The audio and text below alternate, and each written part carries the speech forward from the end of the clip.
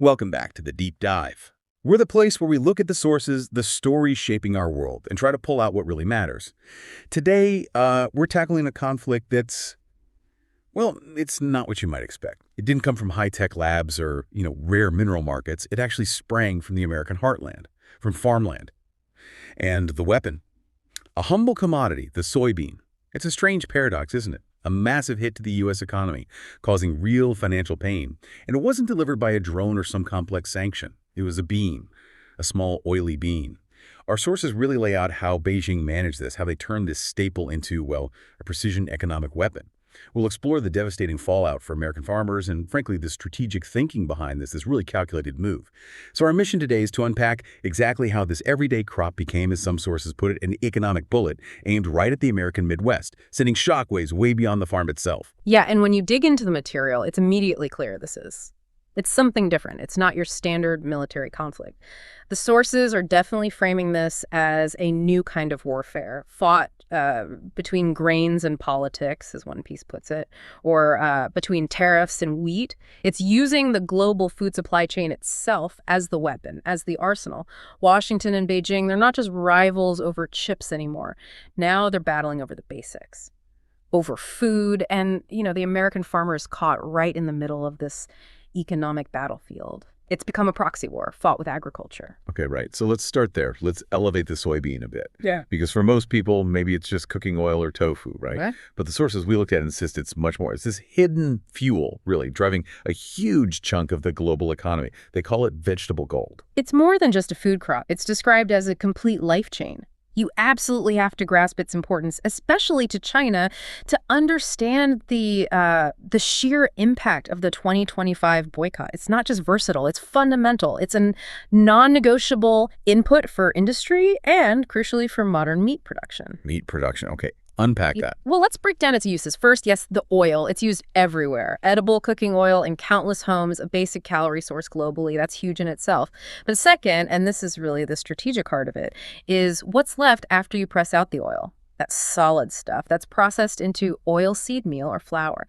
And that soybean meal is packed with protein. It's absolutely essential for livestock feed. Think about the hundreds of millions of pigs, chickens, cattle in China. They need that specific high-protein feed to grow efficiently and feed China's massive population. Without it, well, their whole domestic food security system starts to wobble. Ah, okay. So it's not just about stir fries. It's about feeding livestock to feed people meat. And that dependency, that need for protein meal, tied China directly to U.S. farms. Exactly. It was the engine powering their entire meat industry. And for something like 2 decades, American farmers were the world's go-to source, the most reliable, highest volume supplier of this vegetable gold. The U.S. built this incredible infrastructure around it, too. The trains, the silos, the river barges, all designed to get soybeans to market, mostly China's market, efficiently. Which leaves us right to the American weak spot, doesn't it? This almost crippling dependence on one single customer. For years, U.S. agriculture leaned so heavily on Chinese demand, it became, well, an essential lifeline. And the number our sources found is pretty stark. Washington came to depend on China for more than half of its soybean exports. More than half. Yeah, that's not diversified trade. That's just asking for trouble, really. It creates this enormous point of failure. When you let one customer dominate over 50% of your international sales for a key product, you're basically handing them leverage. You're signing away your economic independence in that sector. And the money involved wasn't trivial either. Oh, not at all. The value of this trade became massive. It peaked at around $12 billion in a single year. $12 billion. That kind of volume wasn't just significant. It made the soybean trade, as you said, an economic lifeline for farmers and, all the related businesses across Iowa, Illinois, Missouri, the whole Midwest, really. So pulling the plug on $12 billion, which is effectively half your export income for that crop, it's not just a market dip. That's an immediate system-wide shock, a body blow. It really sounds like American agriculture built this massive, impressive house, but forgot to include any emergency exits. Just relied totally on that one main door held open by China. And then in 2025, that door wasn't just closed, it was slammed shut. Just as farmers were gearing up for harvest, the most crucial time financially, China's move was sudden, it was public, and it was absolute. Beijing announced it would buy 0 U.S. soybeans during the upcoming harvest. 0. Sounds like a dry policy change, maybe, but the sources call it an economic earthquake right in the heart of the American countryside. Yeah. What was the immediate reaction? Can you walk us through that? Oh, the reaction was instant and brutal because, agriculture isn't like making widgets. You can't just halt the assembly line. The crop's already in the ground. It's growing. It's ready to harvest. The whole market relies on futures contracts, on planned movement. So when those orders just stopped, when contracts were canceled or simply not signed for the new crop, two things happened right away. One, silos everywhere started filling up fast with soybeans that had nowhere to go, a huge glut of unsold harvest. And two, the local market price just collapsed. Week after week, it kept dropping dramatically. Okay, hold on. I want to understand the mechanics of that price collapse a bit better. For someone listening, how does it drop so fast? What does that actually mean for a farmer who maybe already had a deal with their local grain elevator? Right, that's where the painful reality bites. We need to talk about something called basis. Basis is basically the difference between the price the farmer gets locally in cash right there at the elevator and the big futures price set on the Chicago exchange. So when China vanished as a buyer, yeah, the main Chicago futures price took a hit, but the local cash price, the actual money the farmer gets, that collapsed even harder, much harder. Why? Because suddenly there was this massive oversupply right there in the local area with no major buyer on the horizon.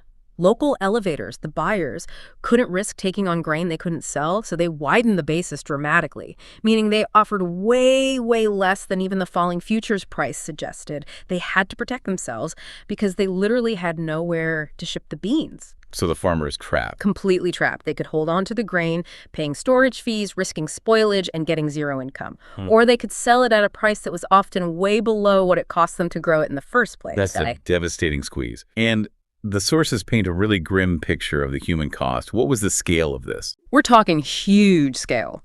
Around 1 million U.S. farmers suddenly found themselves facing a harvest season with their main international buyer completely gone, just vanished.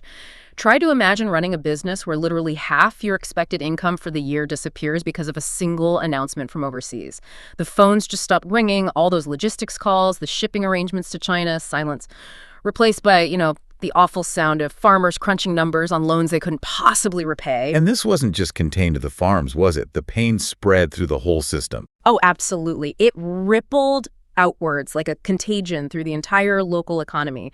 Processing plants, the publics that crush the beans into oil and meal, they had to slow down. Some partially shut down. They couldn't risk buying beans they couldn't sell onward.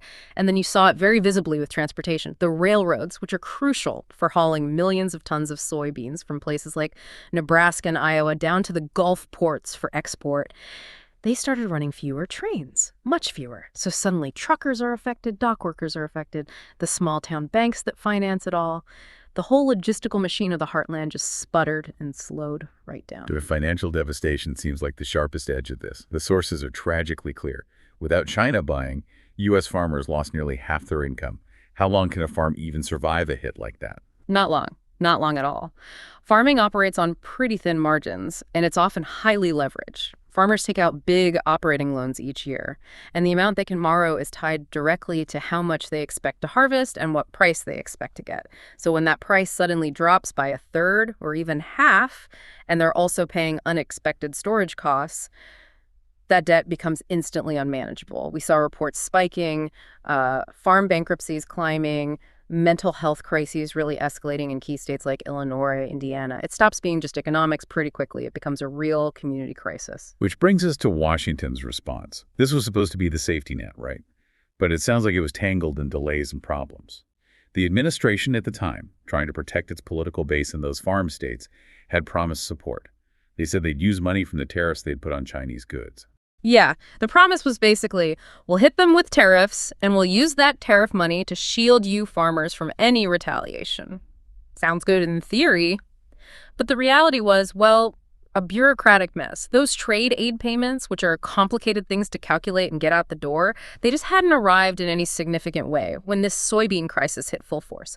The system for distributing the aid was slow. It needed detailed applications, verification. It wasn't designed for this kind of sudden, catastrophic income loss across an entire sector. And then, compounding the problem, there was a government shutdown around that time.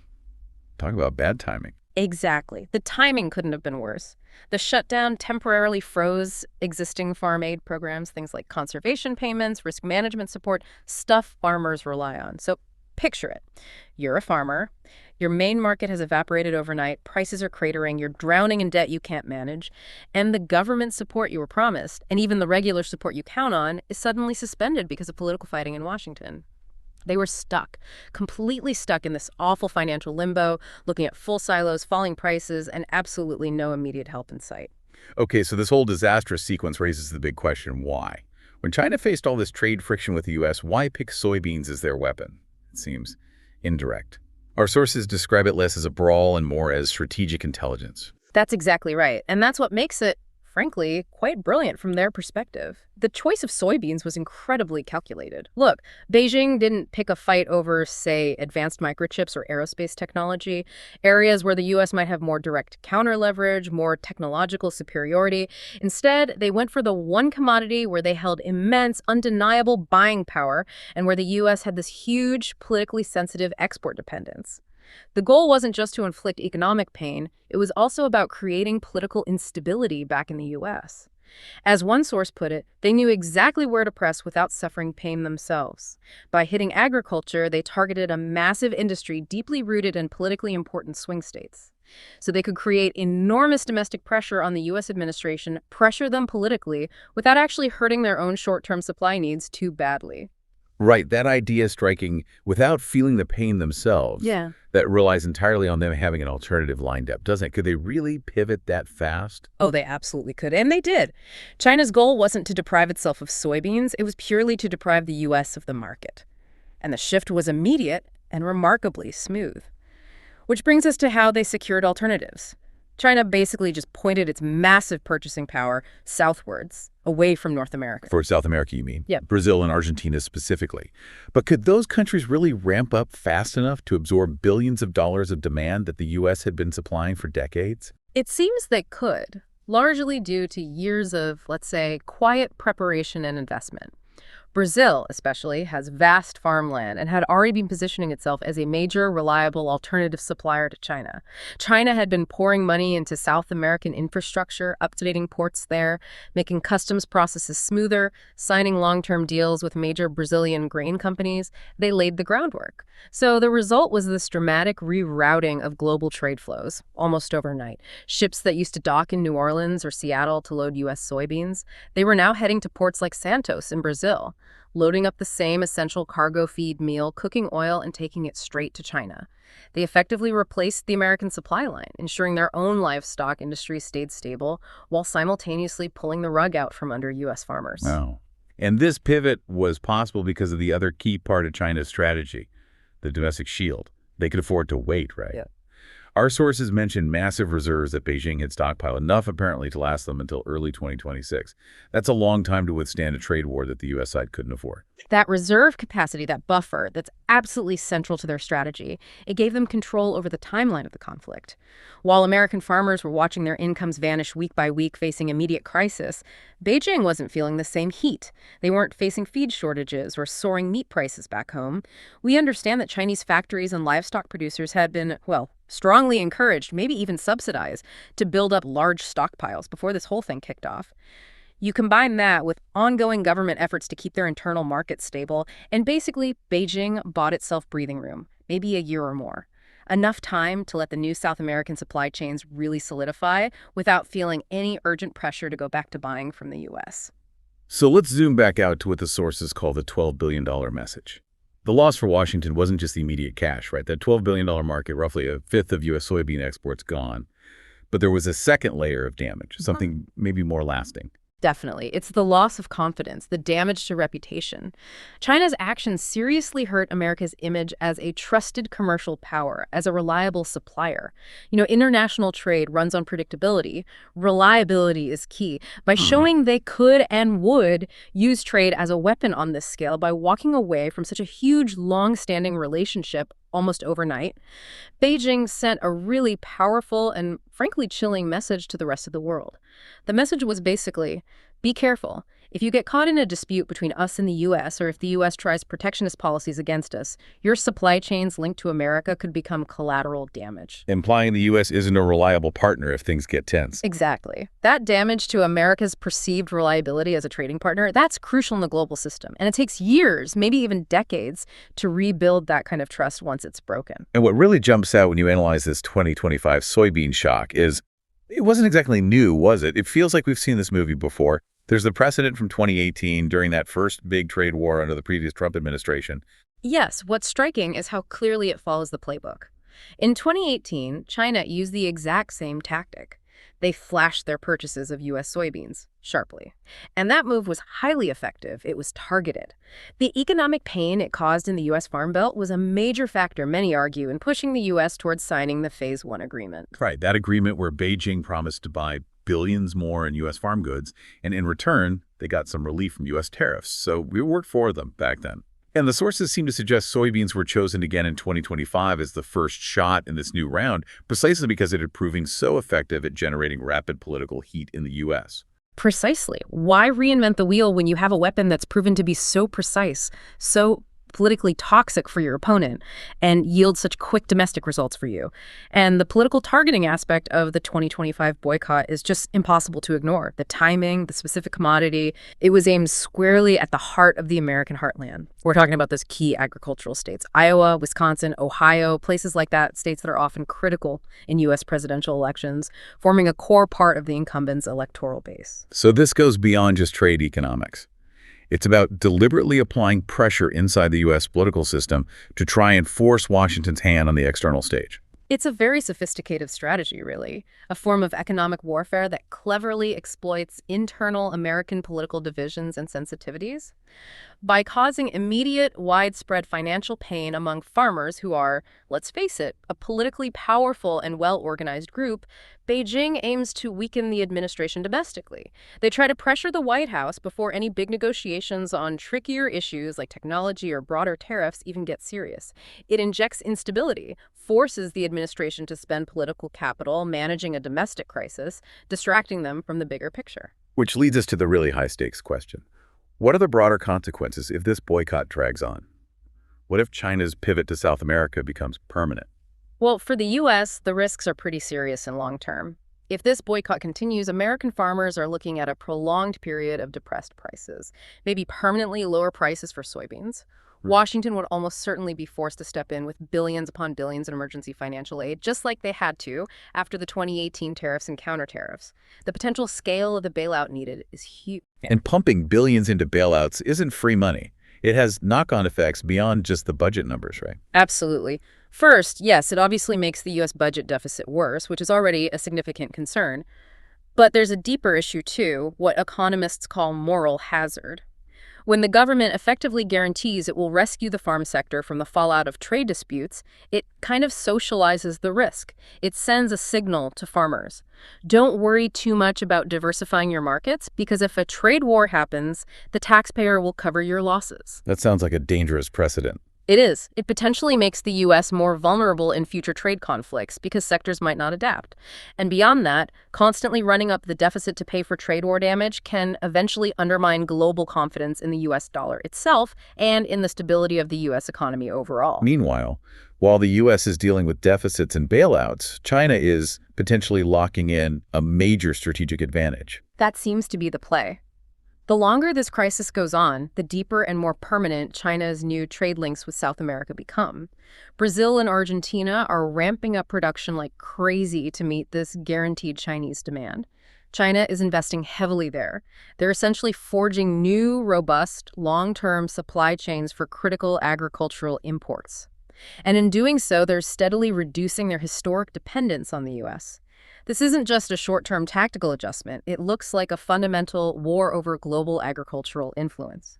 China is actively repositioning itself at the center of the global food system, potentially making the U.S. a less essential, less relevant player in that absolutely crucial arena of global food security.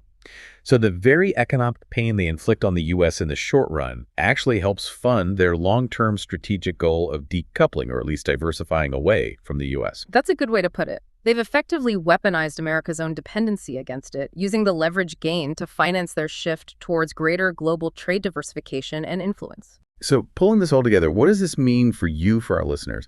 Trying to make sense of this era of, well, intense geopolitical maneuvering. If we boil down the brilliance, maybe the ruthlessness of China's 2025 move, it really was, as our sources put it so well, economic in form, political in essence. It was a quiet blow, no smoke, no explosions. But it was surgically precise, wasn't it? Cutting that vital trade artery right at Washington's weakest point, those economically exposed farmers in politically crucial states. And the big lesson here, I think, is about how the rules of power might be changing, or maybe how they've already changed. Economic conflicts these days aren't just fought with tanks or tariffs anymore. They're fought with the calculated control and sometimes the weaponization of essential resources and the supply chains that move them around the world. China really proved a stunning, maybe even chilling point with this soybean strategy. They showed they don't necessarily need a massive military buildup or a technological leap to seriously weaken the U.S. economy and potentially force policy changes. All they needed, it seems, was soybeans, a good amount of strategic patience, and a deep understanding of where to apply pressure to cause maximum domestic pain for their rival. Which brings us to our final thought, something for you to maybe mull over based on everything we've discussed today. In this era where power dynamics are clearly shifting, where economic vulnerabilities are being sought out and exploited as political tools, where will these conflicts ultimately be decided? Will the real power struggles play out mainly in the political arenas, in Congress and the White House and diplomatic chambers? Or could it be that national influence, strategic victories are increasingly being won and lost quietly out in the agricultural fields, where economics is planted, leverage is cultivated, and ultimately, global power is harvested? Something to think about. We'll leave you with that until our next deep dive.